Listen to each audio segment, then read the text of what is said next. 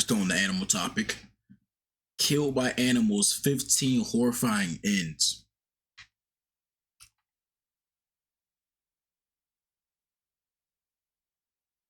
Deep sea? Do we do? Oh right.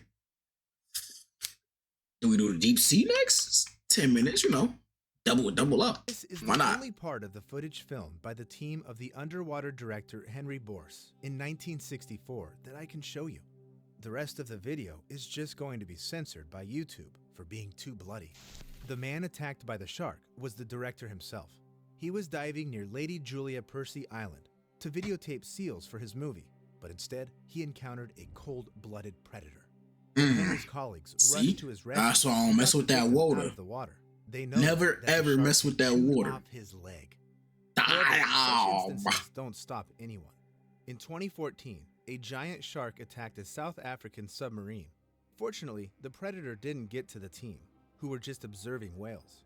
Yet sometimes humans consciously approach wild animals. They hunt grizzly bears, train orcas, rescue snakes, and adopt hippopotamuses as pets. But very often, their confidence hippopotamuses. In taming the dangerous animals ends in death. So, who of us is most likely to fall prey to a predator? Even if I get eaten by a shark or croc, the main thing I want is that it be filmed. If I died, I would be sad if no one got it on tape. These words are about the most famous TV naturalist, Steve Irwin. There's no way you haven't seen him. Yeah, he's a dog, because I wouldn't know. About dangerous fauna and keep shouting, "Crikey!"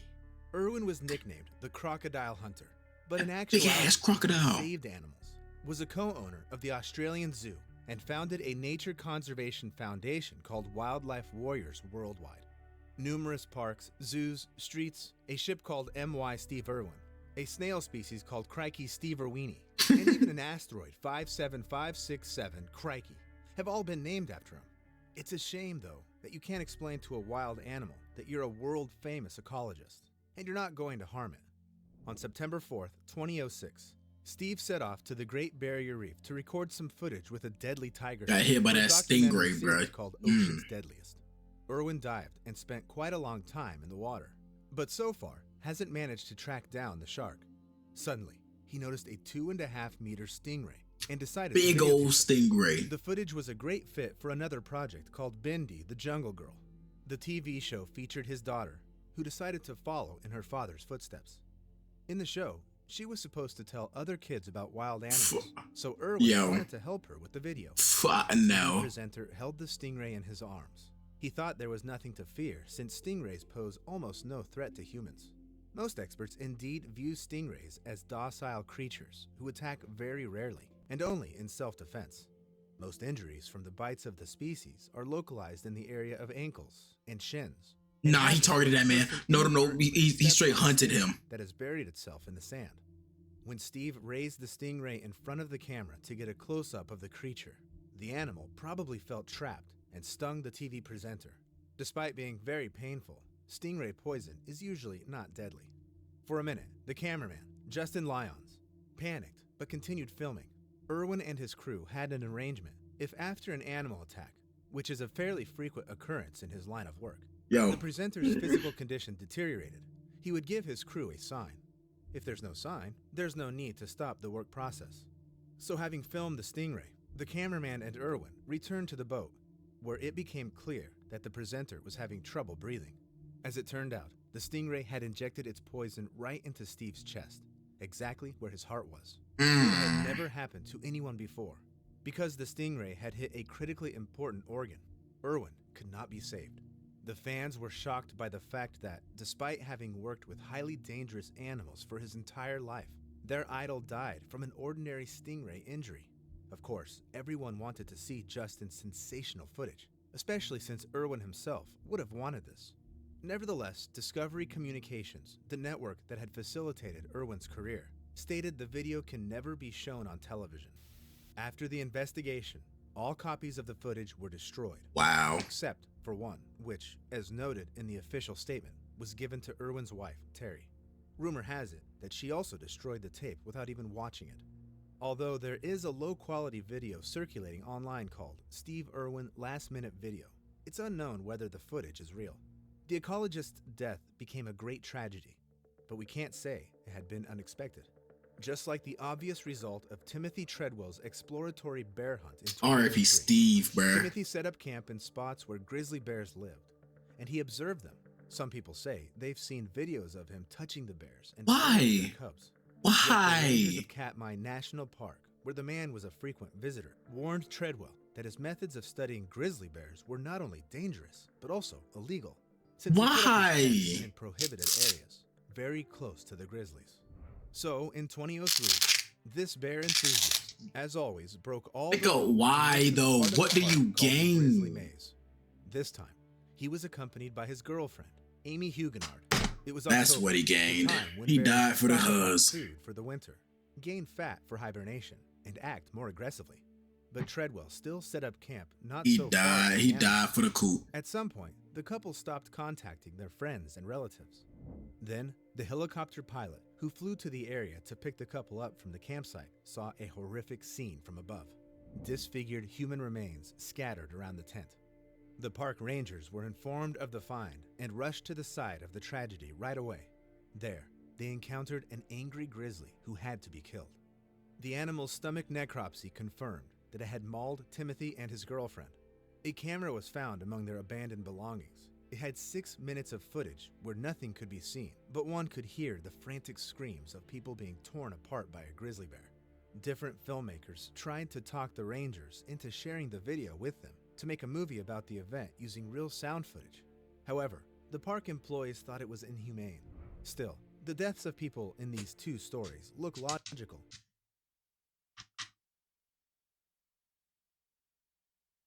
So what you trying to tell me is that they lost a 2v1 to a grizzly bear?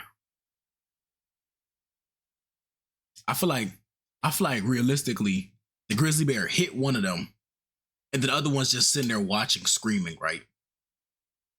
Because there's no way he over here spank, who just dogging both at the same time.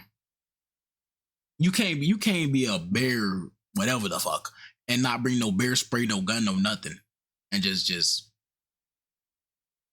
hey, do what you want to do with your life, bruh. However horrible they sound, That's all I can say. such extreme enthusiasts had zero chances of staying Like, look alive. at this, But bro. how more likely to survive are the people who are Like, skilled why? at training What do wild you? animals? Why? The training of wild animals has always raised heated discussion. The people in this line of work usually say they try to ensure the animals are kept in the most comfortable conditions possible to avoid causing them pain and stress. The animals often start to forget their life in wild nature or don't even know about it, being born in captivity.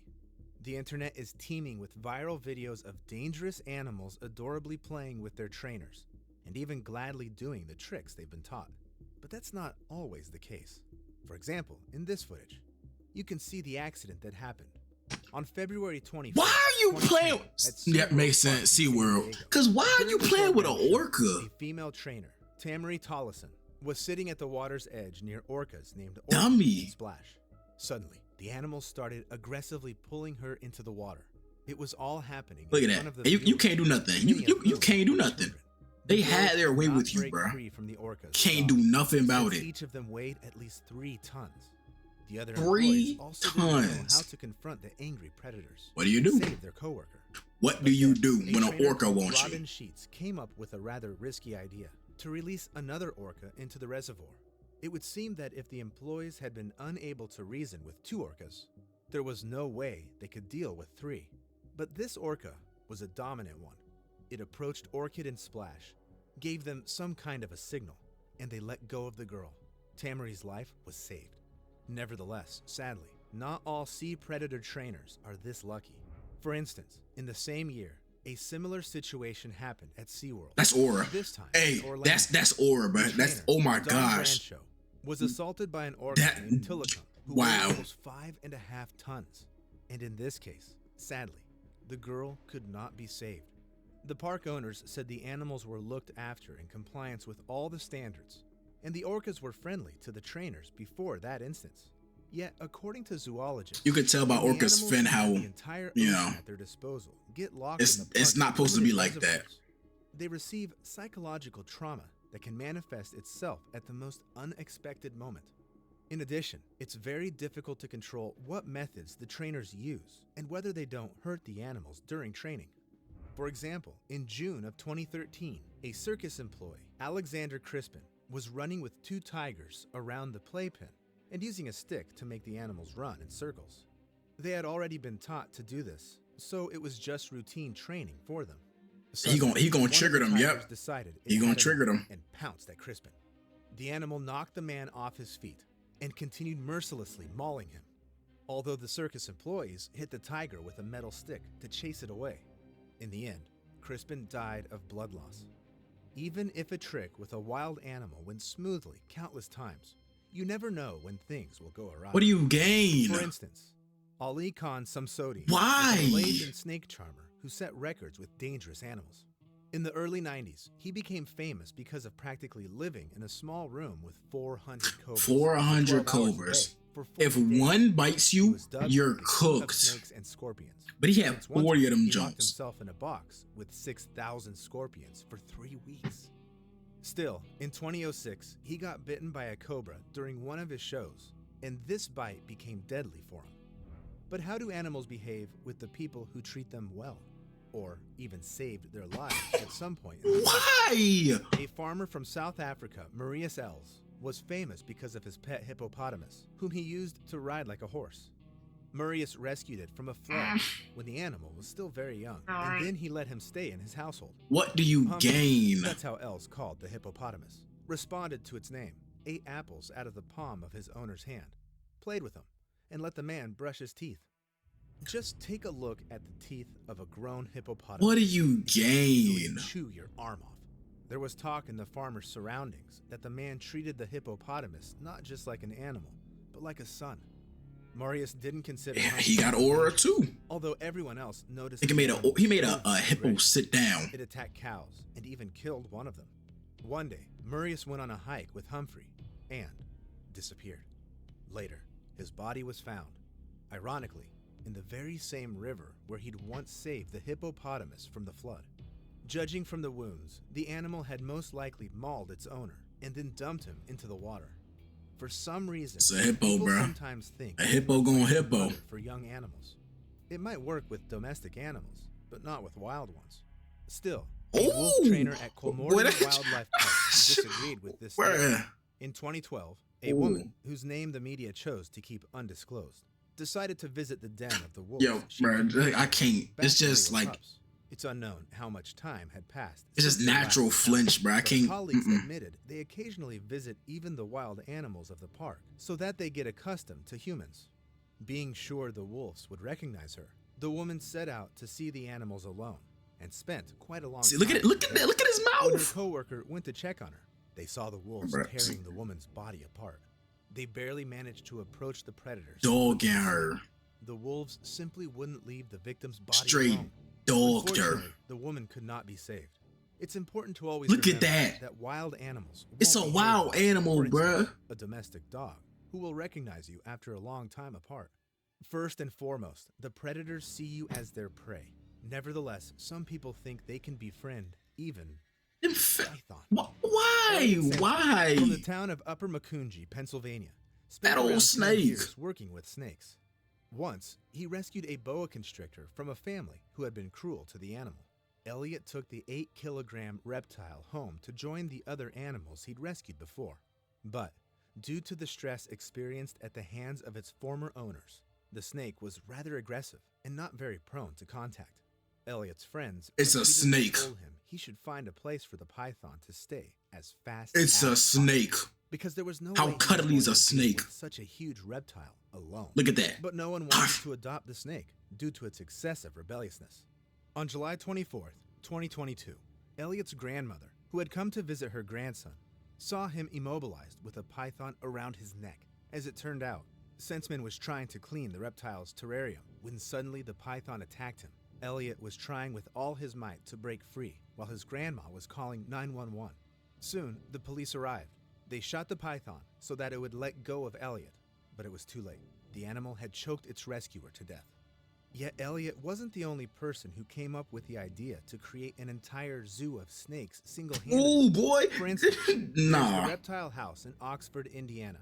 In it, the local sheriff Munson kept 150 reptiles. He caught the snakes, bred them, and even sold them. Laura Hurst Okay. shared Munson's hobby, and 20 snakes from the house belonged to her. She paid them regular visits twice a week. But one day, Laura was found unconscious with a reticulated python wrapped around her neck. Why are Just you like in the messing with them previous pythons, case, bro? the Get a woman could little not be little saved garter after the steak. constriction. Just The get one of police found a them. photo Them Laura Jones had about taken the day before the that accident. thick. This snake is believed to be the one who killed the girl. After a close look at the photo, Look Munson at it. was It's horrified already on to your realize neck. That Jones hit you. wasn't one of the 20 reptiles Laura took care of. So, she Bro. just made a mistake and taken the wrong snake, which was why the animal killed her. We'll never know the truth. But Laura wasn't safe from being attacked, even by her own snake. Domestic animals who have lived with their owners See, for many see, years that's why, can also bro. change their Come on, behavior bro. very Come soon. on, bro. Mike Tyson's Bengal tiger, Michael Jackson's chimpanzee, Paris Hilton's kinkajou, Salvador Dali's tame anteater. Today, wild animals at home are not something. I'm gonna say this. I'm gonna say this now. I would only consider getting one of those as a pet, which I already have considered. That's kinkajou. Mike Tyson, he got that. I'm not gonna box no tiger. You got it. Michael Jackson, he got that. I can't box no chimpanzee. He got that. Anteater, they claws about that long and they dig through concrete. You got it. But a kinkajou, we locked in, baby. Me and kinkajou, we could do that. But an anteater, cuz? Yet it used to be something celebrities shocked the public with, and ordinary people could become stars thanks to such a pet. This is what happened to John Rendell and his friend Anthony Ace Burke. In 1969, they I feel like I moved could whoop a to London kinkajou. to Like open one-on-one an straight antique hands, I'm store. dogging a kinkajou. But one day, they saw a lion cub in a pet shop and had the crazy idea of buying it. Since then, Where do you find a lion cub next to some dogs and cats and birds? the two friends became famous because they showed up at various social events with their own tame lion. Christian, which was his name, looked like some rock star. He joined them in for convertible rides, dined at restaurants, and drank water from a big porcelain cup. But the lion was growing pretty fast. It's a The lion. London apartment was becoming too small for this wild animal. Then, John and Ace made a difficult decision to part with their pet and release it into the wild. Sorry for pausing, but I struggle to find houses that allow dogs and cats and rabbits and shit. And these niggas found an apartment that lets you house a lion. What? I couldn't find a house for my rabbit, cuz. And they get a lot. Come on. With the assistance of nature conservationists, they transported Christian to Kora National Park in Kenya. Yet, unable to bear the sadness they felt from having said goodbye to their wild friend, the men went to visit their lion, who was all grown up. They didn't even know if he would recognize them. The park employees showed them the spot where the lion usually rested. Soon, the animal came out of its hiding, and having noticed some silhouettes in the distance, They got slimed by their suddenly own. jumped at the two friends, and it became one of YouTube's most famous videos of a wild animal rushing to hug humans. This might be something Sandra Piovi, Oh, a well, I woman thought it was going to end in a from bad Wildlife way. Park, expected to experience. In her backyard, the woman kept cages with 9 wolf dog hybrids. She also knew them back when they were pups and stepped into the cage to feed them every day. But eventually, the woman was found dead. She had many bite marks and died from blood loss. But not only sharp-fanged predators can attack a person trying to tame them. For instance, Gerald Rushton of East Texas kept a fawn in his pen. It was fluffy and cute, and even befriended.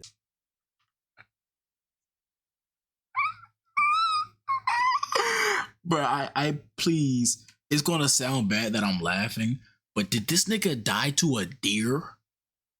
A domestic rabbit. With time, Bambi grew into a red deer, who one day just pushed Gerald into the fence with his horns. Then, the animal started being even more aggressive and attacked its owner. It gave the man such a mighty blow with its hooves. I'm He sorry. died.